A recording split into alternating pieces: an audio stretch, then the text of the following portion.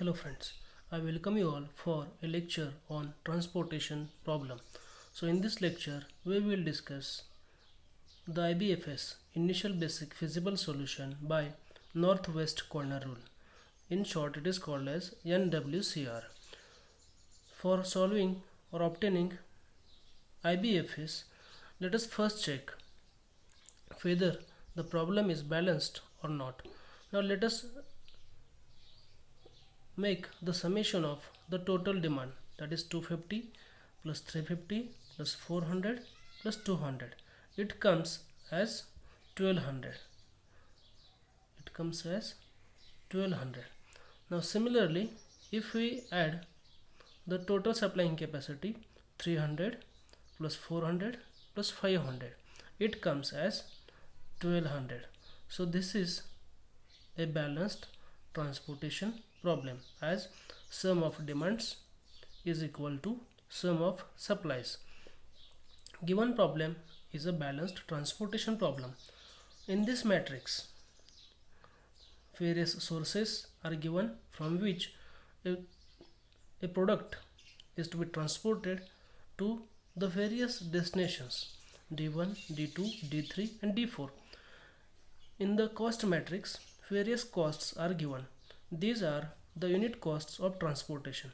That means if we want to transport a single product from source S3 to D1, then per unit cost of transportation given is rupees 8.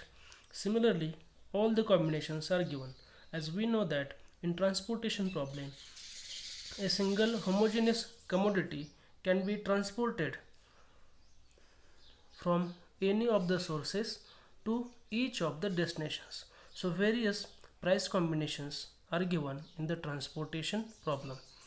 Now here, while obtaining the IBFS by NWCR, we have to select a northwest corner of the given cost matrix.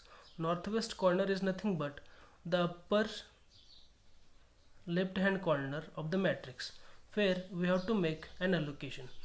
So if we want to make an allocation for demand quantity or supply quantity, we have to select for respective cell what is the demand and what is the supplying capacity. So here supply is more than the demand, so we can fulfill the demand here by allocating the quantity 250. Now for the destination D1, its demand is fulfilled now, therefore its further demand remaining is 0, but supplying capacity reduces by 250. So 300 minus 250. Now again supply available from source S1 is 50. So we know that once we make an allocation, either demand gets fulfilled or supplying capacity gets exhausted. Here the demand is getting fulfilled, so therefore let us neglect this column from further calculations. Now out of remaining cells, now what is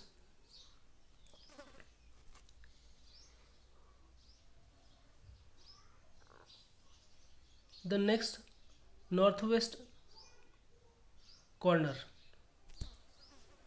that is upper left hand corner. Now this one is the upper left hand corner. Now for this upper left hand corner, what is the supplying capacity available now, what is its demand? Now if you observe here the supplying capacity and the demand, her demand is 350 but supply available is 50. So destination D2 can take 50 quantities from source S1. So let us allocate the quantity here 50 for this cell, and now demand will reduce by 50. So 350 minus 50. Now again demand remaining is 300. Now here the supplying capacity of source S1 is exhausted. Now let us neglect again this source from further calculations. Now if you observe here, out of remaining cells, which one is the upper left hand corner? This cell is your upper left hand corner. Now check the rim conditions. What is the demand? What is the supply available here? Demand is here 300 for D2, but from the source S2 it has the supply available 400. Now let us allocate the quantity whichever is minimum as per our rule. So 300 quantity can be allocated here. So here demand gets fulfilled, and again supply remaining is quantity 100. Now as demand is fulfilled, let us neglect this row from this column from further considerations. Again check where is the upper left hand corner in the remaining matrix. So this one is the upper left hand corner, northwest corner rule. Therefore now here source S2 can supply again 100 quantity, but the demand for D3 is 400. So out of which it can take 100 from source S2. So now source S2 capacity is exhausted and demand for D3 reduces by 100. So 400 minus 100 is 300. Now let us delete this row from further considerations because its supply capacity is exhausted. If we look at the remaining two cells, so as per our rule, upper left hand corner, as these two are located in the same level, so let us consider first the left corner. Now it has the demand 300 but supply available is 500, so his demand can be fulfilled. Remaining demand is 300, so 300 demand is fulfilled, and supplying capacity for S3 remaining is again 200 here. So as the demand is fulfilled, let us neglect this row from this column from further calculations. Now there is only one cell remaining and which has same supply equal to demand. So at the last cell we always get this condition for a balanced transportation problem. Now we know that here all the supply conditions are exhausted while all the demands are fulfilled. Now let us calculate the total transportation cost. Total transportation cost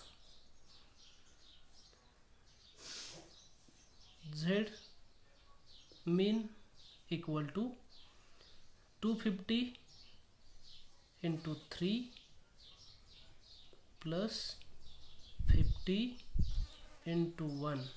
I am considering the allocation value, that is quantity into unit cost of transportation. That means quantity into cost per unit. It will give us the total cost. So at the cells where is the location, we will consider only the cost at those places, right? So therefore here 250 into 3 plus 50 into 1 plus 300 into 6 plus 300 into 6 plus 100 into 5, 100 into 5 plus